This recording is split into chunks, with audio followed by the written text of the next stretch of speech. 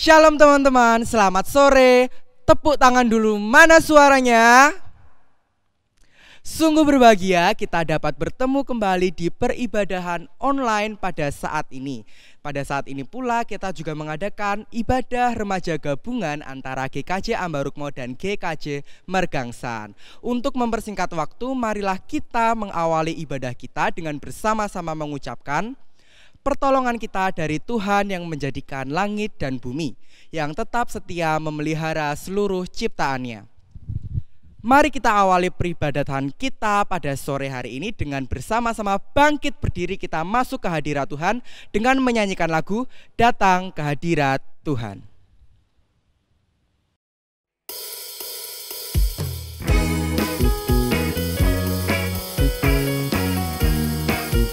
Marilah kita bersama-sama bangkit berdiri, kita pujikan lagu ini dengan penuh sukacita, dengan senyum serta muka yang gembira. Mari kita tanggalkan beban kesedihan kita di dalam hati kita masing-masing.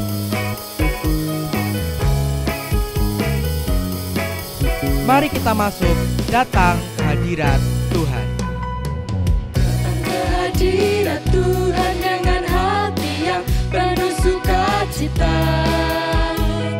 Datang ke hadirat Tuhan dengan senyum dan muka yang gembira. Tanggalkan beban dan kesedihan yang ada di dalam hatimu. Kenakan jubah pujian, sambut hadirnya Sang Raja. Dan gunung-gunung pun bersorak-sorai memuji Dia. Dan pohon-pohon pun bertepuk tangan memuji Dia. Sekalian kita di sini berkumpul dan memuji Dia. Yesus Tuhan Raja, Dialah yang bertahta di atas pujian. Mari kita ulangi sekali lagi pujian ini dengan penuh semangat dan sambil tepuk tangan juga boleh. Datang ke hadirat Tuhan. Datang ke hadirat Tuhan dengan hati yang penuh sukacita.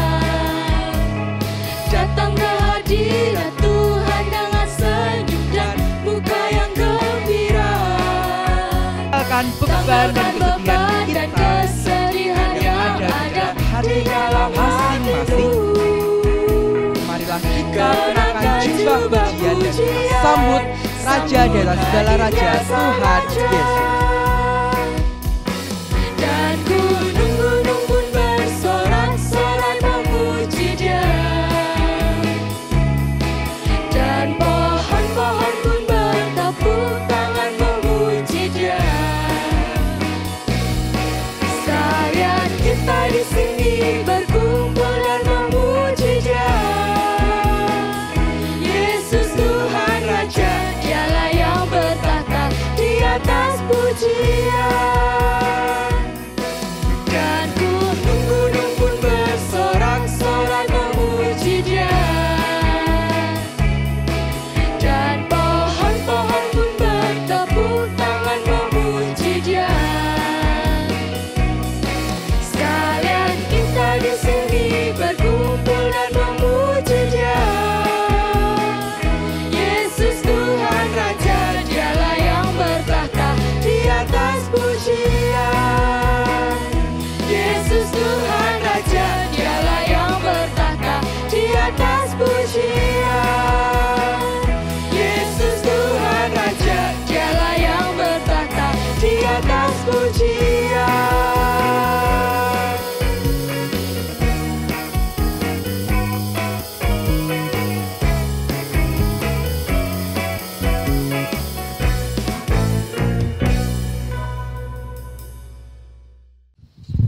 Haleluya, tepuk tangan dulu. Teman-teman boleh duduk dulu ya. Mari kita berdoa untuk mengawali peribadatan kita pada sore hari ini yang akan saya hantarkan.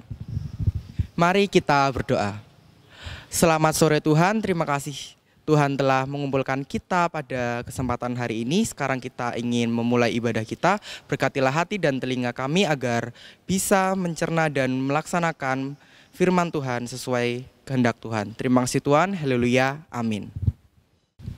Teman-temanku, marilah kita bersama-sama mendengar dan membaca sabda kasih yang terambil dari Kolose 2 ayat 6-7 yang demikian.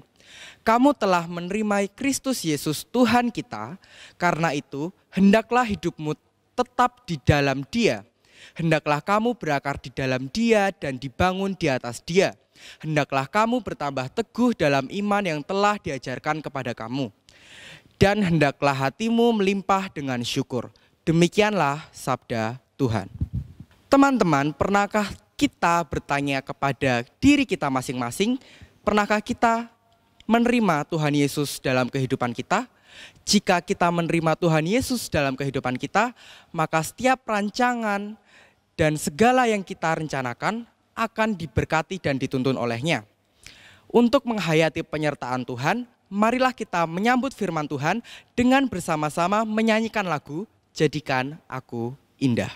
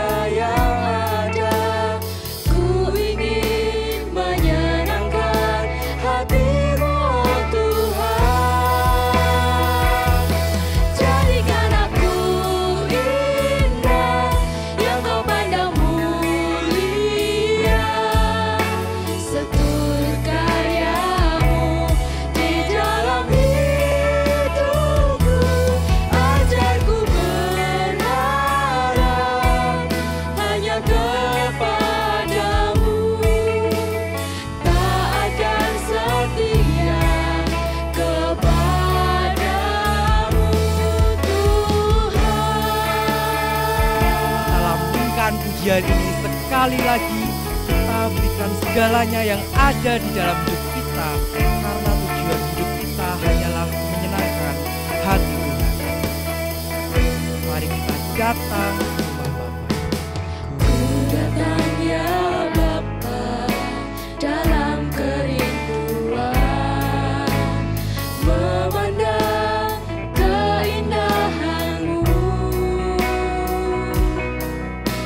Ku berikan segalanya, semuanya yang ada. Ku ingin menyenangkan hati-Mu, oh Tuhan. Jadikan aku indah, yang Kau pandang mulia. Seturut karya-Mu di dalam hidupku. Ajarku berharap hanya kepadamu, taat dan setia kepadamu, Tuhan, kami datang Tuhan dalam kerinduan memandang seluruh keindahan ciptaan Tuhan. Ku berikan segalanya, ku berikan semuanya yang ada di dalam hidup kami Tuhan, karena tujuan hidup kami hanya menyenangkan hati-Mu Tuhan. Jadikan aku indah seturut rancangan dan kasih setia-Mu di dalam hidupku. Ajarkan kami berharap, taat, dan setia hanya kepadamu Tuhan. Jadikan aku indah, yang Kau pandang mulia. Seturut karya-Mu di dalam hidupku. Ajarku berharap hanya kepadamu,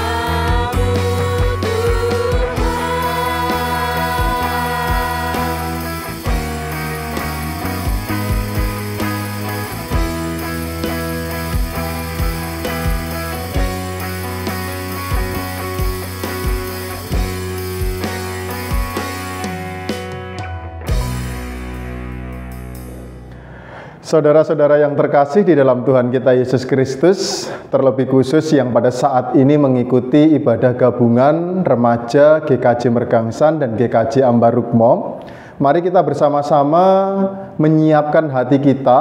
Kita akan mendengarkan dan belajar kesaksian firman Tuhan agar iman kita boleh senantiasa dikuatkan.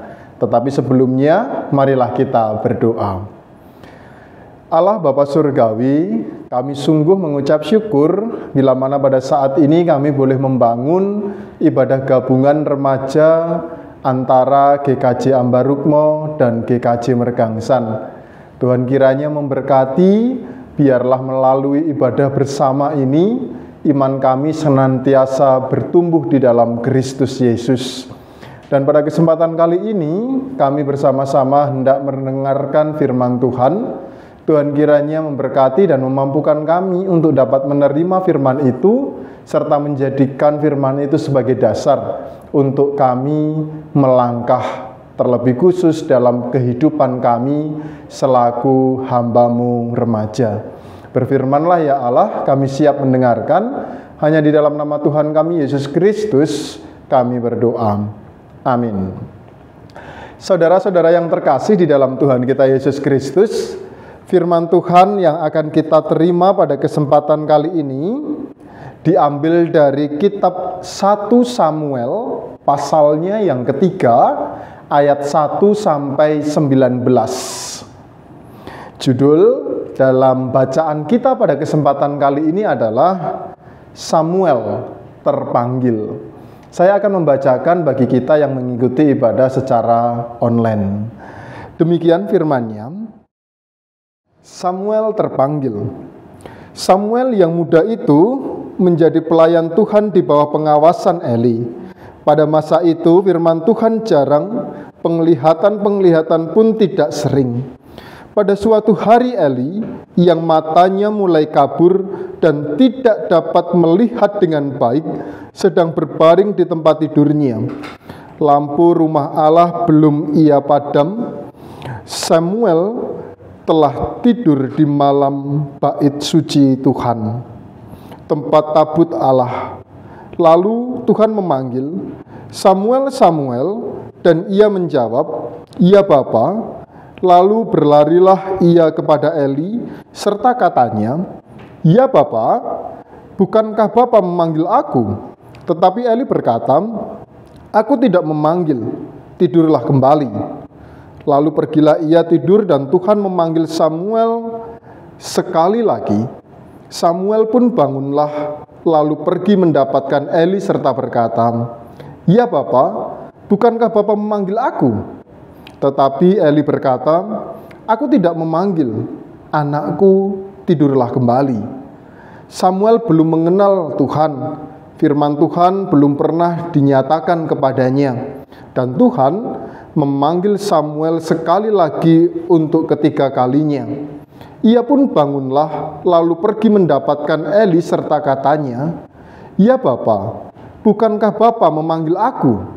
Lalu mengertilah Eli bahwa Tuhanlah yang memanggil anak itu. Sebab itu berkatalah Eli kepada Samuel, "Pergilah tidur, dan apabila ia memanggil engkau, katakanlah, berbicaralah Tuhan, sebab hamba-Mu ini mendengar." Maka pergilah Samuel dan tidurlah ia di tempat tidurnya. Lalu datanglah Tuhan berdiri di sana dan memanggil seperti yang sudah-sudah, "Samuel, Samuel." Dan Samuel menjawab, "Berbicaralah, sebab hamba-Mu ini mendengar." Lalu berfirmanlah Tuhan kepada Samuel, "Ketahuilah, aku akan melakukan sesuatu di Israel, sehingga setiap orang yang mendengarnya akan bising kedua telinganya. Pada waktu itu, aku akan menepati kepada Elia segala yang telah kufirmankan tentang keluarganya dari mula sampai akhir. Sebab telah kuberitahukan kepadanya bahwa aku akan menghukum keluarganya untuk selamanya karena dosa yang telah diketahuinya, yakni bahwa anak-anak telah menghujat Allah, tetapi ia tidak memarahi mereka. Sebab itu aku telah bersumpah kepada keluarga Eli bahwa dosa keluarga Eli takkan dihapuskan dengan korban sembelihan atau dengan korban sajian untuk selamanya. Samuel tidur sampai pagi, kemudian dibukanya pintu rumah Tuhan. Samuel segan memberitahukan penglihatan itu kepada Eli, tetapi Eli memanggil Samuel, katanya, "Samuel anakku." Jawab Samuel, "Ya Bapa," kata Eli, "apakah yang disampaikannya kepadamu? Janganlah kau sembunyikan kepadaku. Kiranya beginilah Allah menghukum engkau, bahkan lebih lagi daripada itu, jika engkau menyembunyikan sepatah kata kepadaku dari apa yang disampaikannya kepadamu itu." Lalu Samuel memberitahukan semuanya itu kepadanya dengan tidak menyembunyikan sesuatu pun kepada Elia. Kemudian dia, Tuhan, biarlah diperbuatnya apa yang dipandangnya baik. Dan Samuel makin besar dan Tuhan menyertai dia, dan tidak ada satupun dari firman-Nya itu yang dibiarkannya gugur. Demikian firman Tuhan. Yang berbahagia adalah bagi kita yang menerima firman itu dan memelihara serta melakukannya di dalam kehidupan hari lepas hari. Haleluya.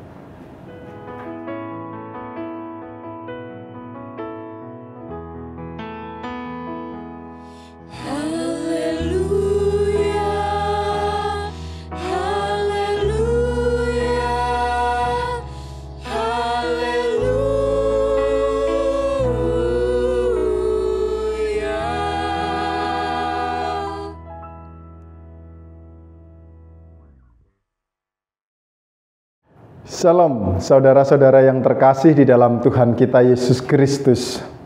Sungguh berbahagia bila mana pada saat ini kita bersama-sama dapat membangun ibadah gabungan antara GKJ Ambarukmo dan GKJ Mergangsan. Dan biarlah melalui ibadah gabungan ini, hubungan atau relasi kita boleh semakin dikuatkan, dan di dalamnya tumbuh iman yang senantiasa menguatkan kita satu dengan yang lain untuk tetap melayani Tuhan. Saudara-saudara yang terkasih di dalam Tuhan kita Yesus Kristus, tema dalam ibadah gabungan kita saat ini adalah Serving in God's Love. Atau mungkin kalau kita boleh menerjemahkan dalam bahasa Indonesia, melayani Tuhan dengan kasih, dengan cinta. Mungkin seperti itu. Nah, kembali kepada cerita Alkitab. Next.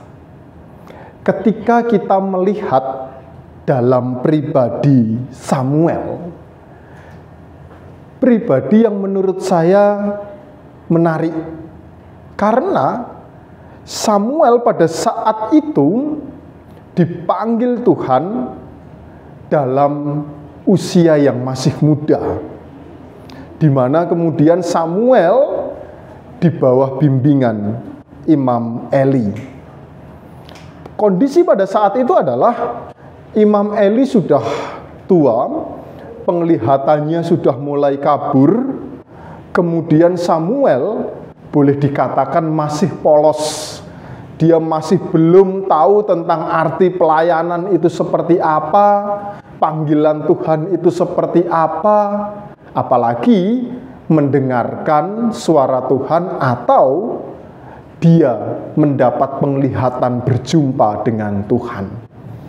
Ketika Samuel dan Imam Eli pada saat itu sedang ada di bait Allah atau bait suci atau sinagoge, pada saat itu Imam Eli sedang beristirahat. Kemudian yang terjadi adalah Tuhan memanggil Samuel. 3 kali Tuhan memanggil Samuel. Tetapi 3 kali juga Samuel belum meyakini atau belum mengetahui bahwa panggilan itu berasal dari Tuhan. Hingga kemudian ia datang kepada Imam Eli dan kemudian menanyakan, "Mengapa engkau memanggil aku?"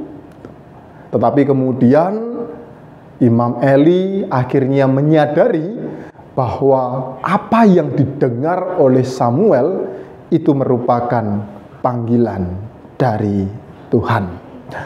Saudara-saudara yang terkasih di dalam Tuhan kita Yesus Kristus, dalam panggilannya kemudian Tuhan menyampaikan informasi penting. Ada dua informasi yang kemudian hendak disampaikan oleh Tuhan kepada Samuel. Yang pertama, Tuhan akan menghukum bangsa Israel. Lalu yang kedua, Tuhan akan menghukum keluarga Imam Eli. Alasannya, bangsa Israel tidak taat sama Tuhan. Alasan kenapa Tuhan menghukum keluarga Imam Eli karena keluarga Imam Eli telah menghujat Tuhan. Hal itulah yang kemudian hendak disampaikan oleh Tuhan kepada Samuel. Tujuannya agar bangsa Israel dan keluarga Imam Eli dapat bertobat sehingga dapat memperbaiki perilakunya. Next. Saudara-saudara yang terkasih di dalam Tuhan kita Yesus Kristus. Lalu apa respon? Kita pertama dapat melihat respon dari Samuel. Samuel segan menyampaikan informasi yang dari Tuhan itu kepada Imam Eli. Tetapi kemudian Imam Eli membesarkan hati Samuel hingga kemudian Samuel mempunyai keberanian untuk menyampaikan apa yang dikehendaki Tuhan atas kehidupan keluarganya. Lalu yang kedua, respon dari Imam Eli. Ketika Imam Eli menerima informasi yang disampaikan oleh Samuel dan informasi itu dari Tuhan, ia tidak kemudian semerta-merta menolak, marah, jengkel ataupun yang lain, tetapi ia menerima. Dari situlah kemudian kita dapat melihat bagaimana kemudian Tuhan menyertai pelayanannya Samuel. Bahkan Samuel kemudian menjadi orang yang besar. Nah, berbicara kembali kepada tema. Next. Tema kita pada saat ini adalah melayani Tuhan dengan kasih atau dengan cinta. Nah, saya mengambil satu tokoh teori. Ini adalah teorinya Albert Bandura. Dia adalah seorang tokoh psikologi sosial, di mana Albert Bandura mengemukakan ada 4 bentuk teori prososial. Tetapi kemudian bahasanya saya ganti dengan love behavior theory. Artinya teori tentang perilaku mengasihi. Nah, ada 4 yang hendak disampaikan oleh Bandura. Yang pertama itu adalah teori evolusi. Teori evolusi itu berbicara mengenai bagaimana seseorang mengasihi atau melayani orang lain yang dapat dilihat kaitannya dengan hubungan orang tua kepada anak. Artinya kalau kemudian kita melihat bagaimana kasih sayang orang tua kepada anak, ya seperti itulah yang disebut dengan teori evolusi. Dalam teori evolusi memang tidak ada imbal balik. Orang tua tidak kemudian mengharapkan anaknya untuk melayani dia kembali. Tetapi di dalam teori evolusi ada hope, ada harapan, di mana orang tua mempunyai harapan atau keinginan agar anaknya yang ia layani, yang ia kasihi dapat bertumbuh menjadi pribadi yang bisa membanggakan orang tuanya. Nah, yang kedua, teori belajar atau learning theory. Dalam learning teori belajar, ada dua hal yang kemudian menjadi penting. Yang pertama adalah love learning theory, mencintai, belajar, dan teori. Atau teori belajar untuk mencintai. Hal ini dapat kita lihat di dalam kehidupan seseorang dalam proses pengamatan sosial. Misalkan, saya melihat ada seseorang yang dengan tulus mengasihi orang lain. Misalkan, dalam bentuk menolong korban kecelakaan, atau dalam bentuk dia menjadi relawan, entah itu relawan COVID, entah itu relawan kebencanaan, ataupun relawan yang lainnya. Nah, ketika kita melihat pribadi relawan itu, kita kemudian bisa belajar, oh, orang itu rupanya mengasihi, melayani tanpa ada pamrih.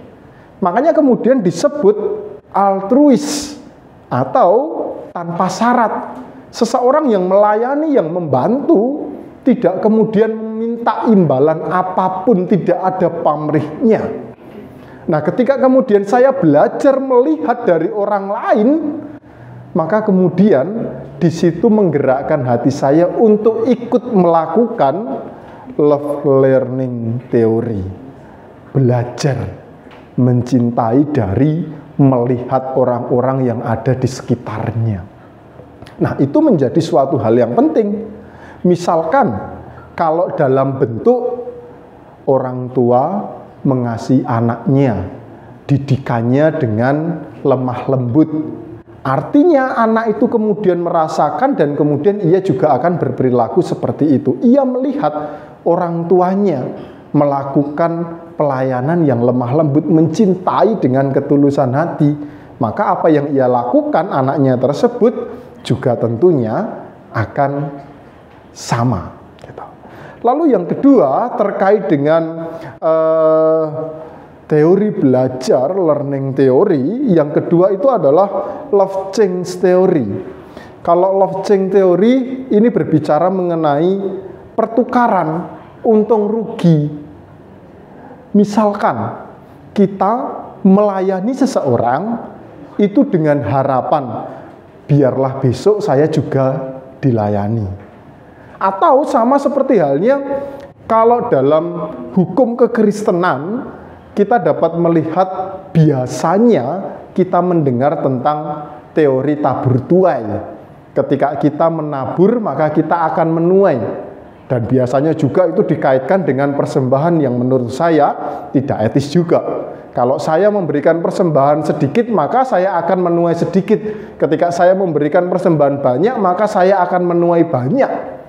Itu ngomong tentang change theory, ada pertukaran. Nah, terkadang dalam pelayanan juga seperti itu. Saya tidak tahu apakah di Mergangsan atau di Ambarukmo juga seperti itu. Ketika kita pengen melayani, tetapi kemudian dalam hati kecil kita pengen nih pelayanan kita kemudian dihargai. Pengen nih pelayanan kita kemudian juga mendapat aplaus. Pengen nih suatu saat kalau saya sudah tua, saya kembali dilayani. Ada kemungkinan-kemungkinan seperti itu. Sehingga kemudian pelayanan yang kita lakukan itu tidak benar-benar tulus karena kemudian melihat untung rugi. Atau bisa juga kita lihat dalam, misalkan kalau ada yang aktif donor darah, kita donor darah, kemudian kita punya angan-angan, ya siapa tahu nanti kalau saya sakit, saya kekurangan darah, ada yang bantu. Itu ngomong tentang change theory. Ada untung rugi, ada rasa pamrih di dalamnya. Dan terkadang pelayanan juga seperti itu. Ada rasa pamrih di dalam pelayanan. Itu yang kemudian perlu untuk kita berhati-hati. Lalu yang ketiga itu adalah teori empati. Empati teori. Empati teori ini juga berbicara mengenai altruis, di mana seseorang yang melayani secara empati itu juga tidak mengharapkan imbalan, tidak mengharapkan untung ruginya. Cuma berbedanya dengan love learning teori. Kalau love learning teori belajarnya dari orang lain, pengamatan, kemudian mengimitasikan sikap orang lain dalam kehidupan kita. Tetapi kalau empati teori itu berangkat dari rasa. Wah, saya ingin melayani karena saya melihat orang itu sangat kesakitan. Saya ingin membantu korban kecelakaan itu karena memang tidak ada yang membantu. Berangkatnya dari rasa. Ada rasa empati, merasakan apa yang dirasakan orang lain. Bukan berangkat dari saya belajar dari orang lain. Bedanya di situ. Dalam setiap pelayanan mungkin juga bisa muncul empati teori ketika kemudian remaja teman-teman melihat bahwa komisi remaja GKJ Ambarukmo atau GKJ Mergangsan ini kelihatannya kurang ini loh. Ada sesuatu yang kurang di multimedianya, ada sesuatu yang kurang di pemerhatinya, ada sesuatu yang kurang di bagian organisasinya, mungkin masih morak-marik. Saya pengen masuk di situ, berangkat dari rasa empati karena untuk memperbaiki sistem atau komisi pemuda atau remaja di masing-masing gereja. Itu juga masih masuk dalam bentuk empati teori. Karena empati teori itu kuncinya adalah muncul dari dalam diri, kesadaran diri. Dan di dalam teori empati tidak ada rasa untung rugi. Mengko nek komisine wis apik, ya wis, kuwi bukan karena saya. Ya, tapi kalau kemudian komisinya sudah membangun jadi baik dan egonya muncul, wah kuwi kan gara-gara aku, nek ora aku dadi motore kan nggak iso komisine apik. Nah itu sudah kembali lagi bergeser maknanya. Yang awalnya teori empati kemudian bergeser menjadi change teori. Itu. Lalu yang terakhir itu berbicara mengenai teori norma sosial. Norma sosial ini berbicara mengenai harapan masyarakat.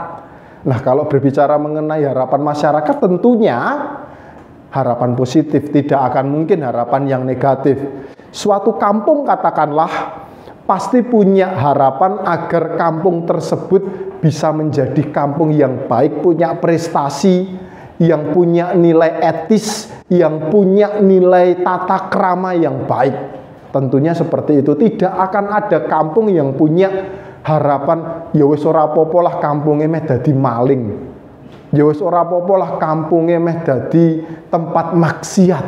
Pasti tidak akan ada yang punya harapan seperti itu. Nah, teori norma sosial atau teori norma love, teori sosial tentunya itu berbicara mengenai harapan masyarakat yang positif itu.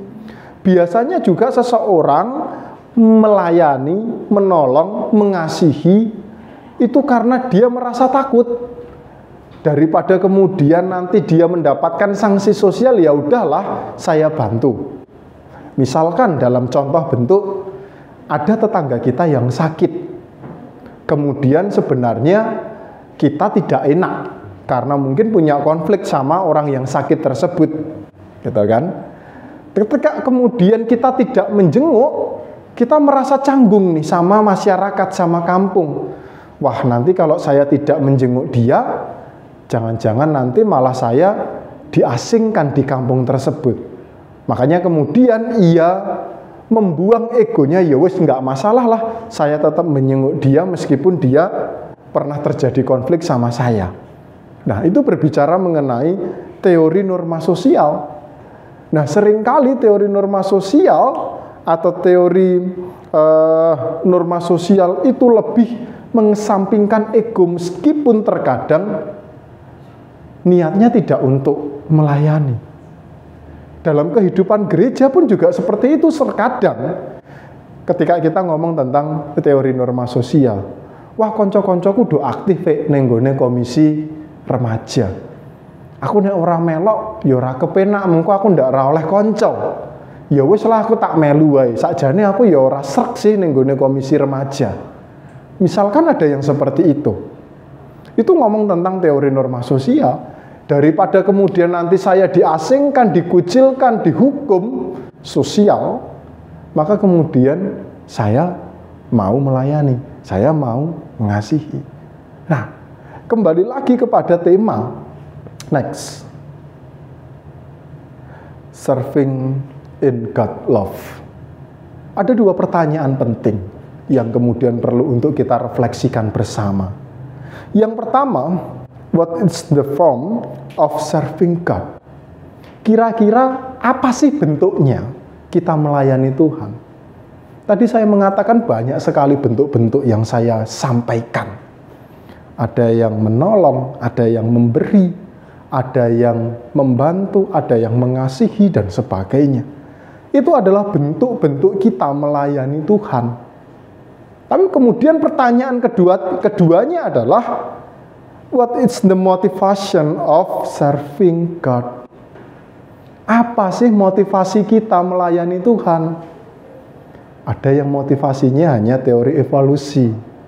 Ayo, karena anak saya di situ, saya jadi majelis, ya udahlah saya ikut di komisi, jadi pendamping nggak apa-apa, misalkan. Atau mungkin belajar, learning. Saya melihat, oh komisi remaja ini orangnya aktif-aktif, baik-baik, kemudian punya keterikatan untuk masuk di dalamnya. Atau mungkin ada change teorinya, pertukaran tadi, oh saya ingin masuk di komisi remaja karena ini, harapannya ini. Atau mungkin yang lainnya, empati ataupun sosial norma teori. Itu adalah bentuk motivasi yang seringkali muncul dalam kehidupan pelayanan kita.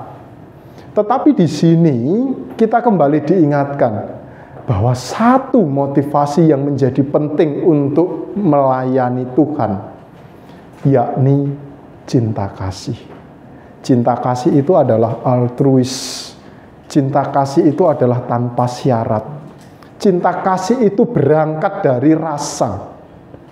Ada perasaan, tergerak hatinya untuk melayani.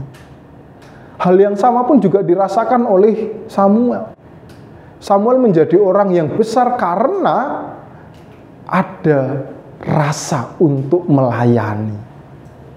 Ada cinta kasih yang tulus, ada altruis di dalamnya. Dan apalagi ketika kita kemudian melihat pribadinya Yesus, sungguh kasih yang ia lakukan, pelayanan yang ia wujud nyatakan, itu semua tidak ada ibanya. Oh, itu semua tidak ada untung ruginya. Itu semua dilakukan dari hati yang tulus. Makanya seringkali dalam pembacaan Alkitab, dalam konteks cerita Yesus, kita pasti seringkali menemukan karena tergerak hatinya oleh belas kasihan, maka Yesus bla bla bla bla bla.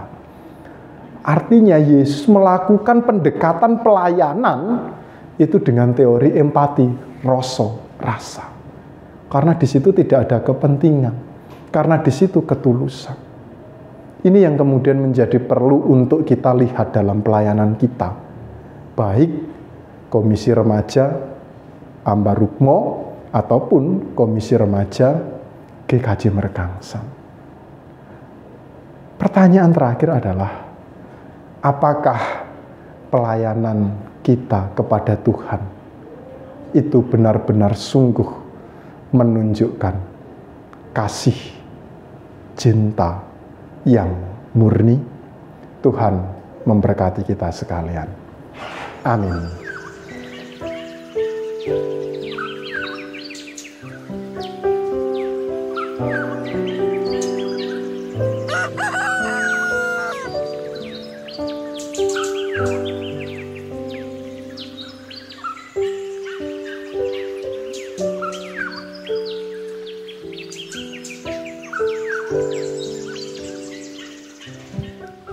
Remaja-remaja yang hebat, Tuhan telah menuntun dan memberikan berkat-Nya yang luar biasa melimpah kepada kita.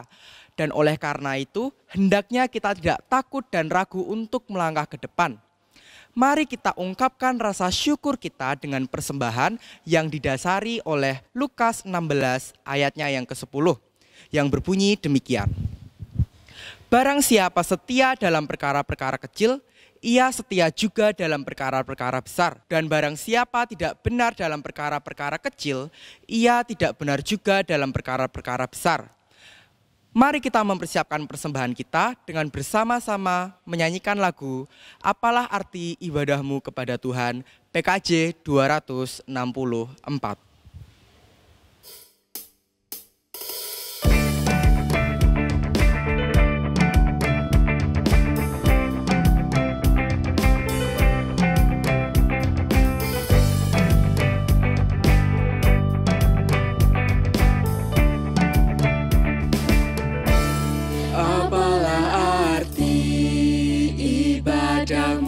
Kepada Tuhan, bila tiada rela sujud dan sungkur, apalah arti ibadahmu kepada Tuhan? Bila tiada hati tulus dan syukur, ibadah sejati jadikanlah persembahan. Ibadah sejati kasihilah sesamamu. Ibadah sejati yang berkenan bagi Tuhan, jujur dan tulus, ibadah murni bagi Tuhan.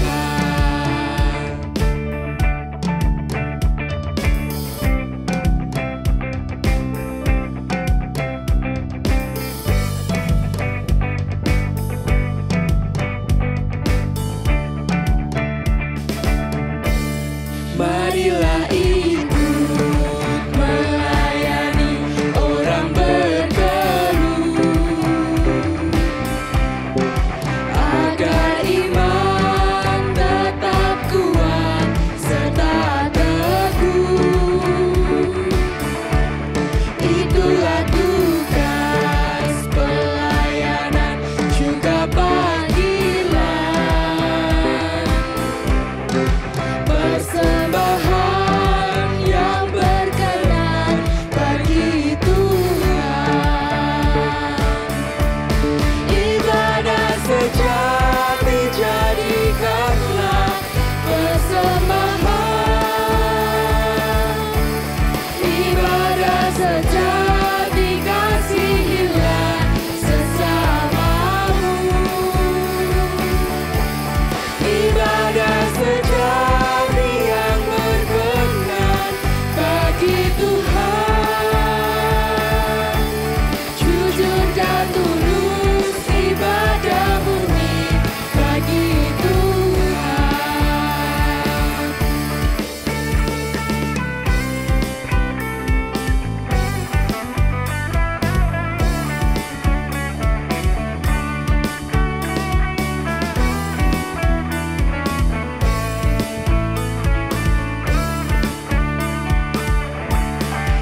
Ibadah sejati jadikanlah persembahan. Ibadah sejati kasihilah sesamamu. Ibadah sejati yang berkenan bagi Tuhan, jujur dan tulus, ibadah murni bagi Tuhan. Ibadah sejati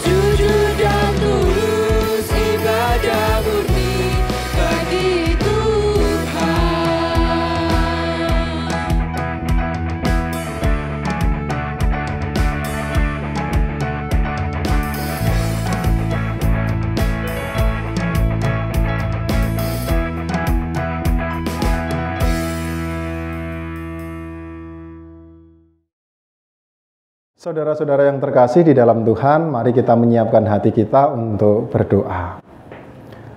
Tuhan Allah Bapa Surgawi, kami sungguh mengucap syukur bila mana pada saat ini melalui persekutuan yang kami bangun, ibadah gabungan GKJ Mergangsan dan GKJ Ambarukmo, boleh dapat mendatangkan kesukacitaan.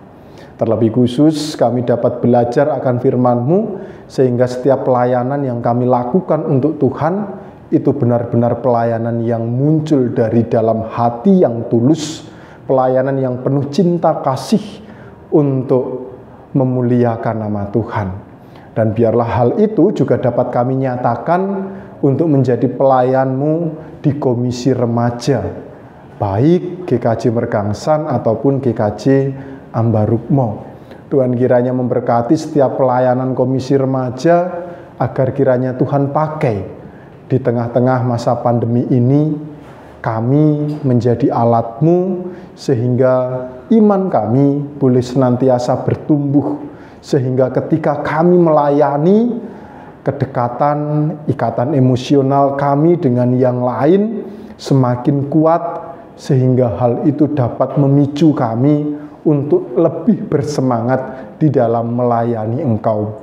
Oleh karena itu, pada kesempatan kali ini, berkati Komisi Remaja GKJ Ambarukmo, berkati Komisi Remaja GKJ Mergangsan, biarlah melalui Komisi Remaja, melalui generasi penerus bangsa, dapat memunculkan inovasi-inovasi baru di dalam melayani-Mu, sehingga meskipun pandemi COVID-19, hal tersebut tidak mengurangi semangat kami untuk menjadi pelayan Tuhan. Ya Allah Bapa Surgawi, kami juga hendak menyerahkan setiap pergumulan yang kami hadapi di tengah komisi kami masing-masing, dan biarlah pergumulan itu menjadikan kami semakin dewasa, dan kami boleh melihat setiap kehendak Tuhan dinyatakan dalam komisi remaja.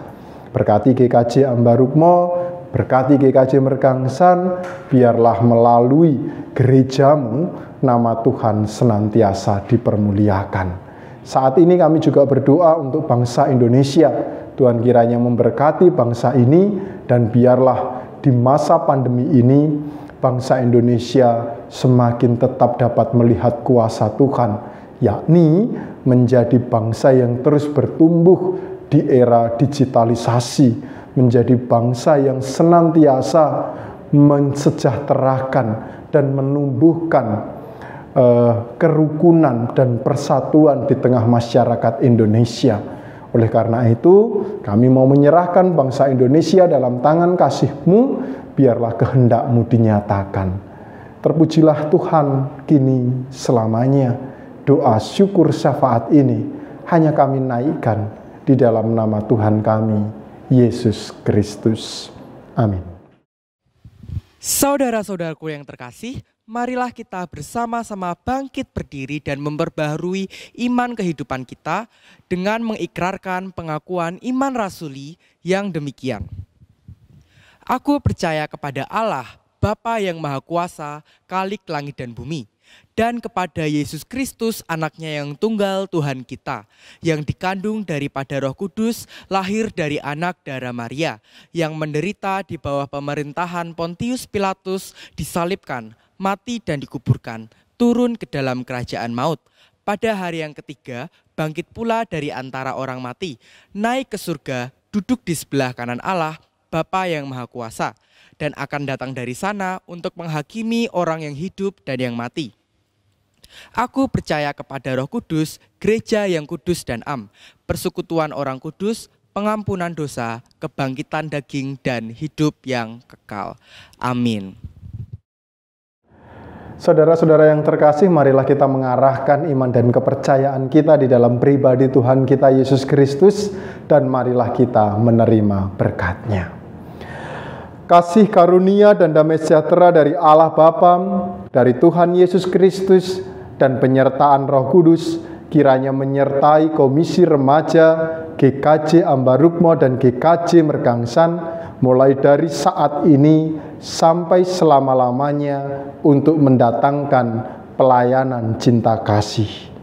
Amin.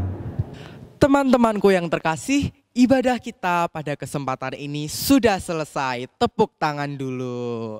Terima kasih kepada Bapak Pendeta Hendra Kurniawan yang telah memberikan firman kepada kita pada kesempatan ini, dan segenap musisi serta panitia yang sudah bersama-sama menyukseskan kegiatan ini.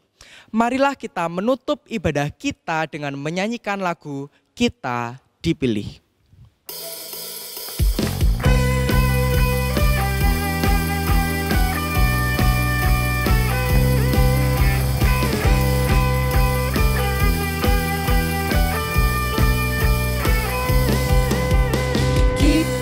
Dipilih dan dikuduskan untuk memberitakan perbuatannya. Sekarang saatnya bangkit nyatakan, Yesuslah Raja pemenang. Untuk selamanya Dia berkuasa, telah diberikan bagi kita kerajaan yang tak akan terguncangkan. Sampai selamanya pengharapan bergelora dalam kita. Kekal mulia namamu Yesus Tuhan. Mari kita bersama-sama berdiri dengan kuasanya yang hebat, sebab Roh Kudus yang dahsyat selalu beserta kita.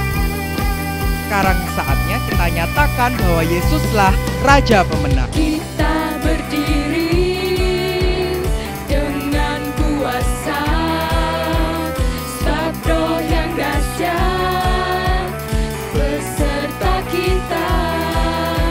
Sekarang saatnya bangkit nyatakan, Yesuslah Raja pemenang. Untuk selamanya Dia berkuasa, telah diberikan bagi kita kerajaan yang tak akan terguncangkan. Sampai selamanya pengharapan bergelora dalam kita. Kekal mulia namamu Yesus Tuhan. Terima kasih teman-teman telah bergabung pada peribadatan online pada sore hari ini. Jangan lupa saling mencintai dan tetap menjaga protokol kesehatan. Sampai jumpa di peribadatan selanjutnya. Tuhan Yesus memberkati.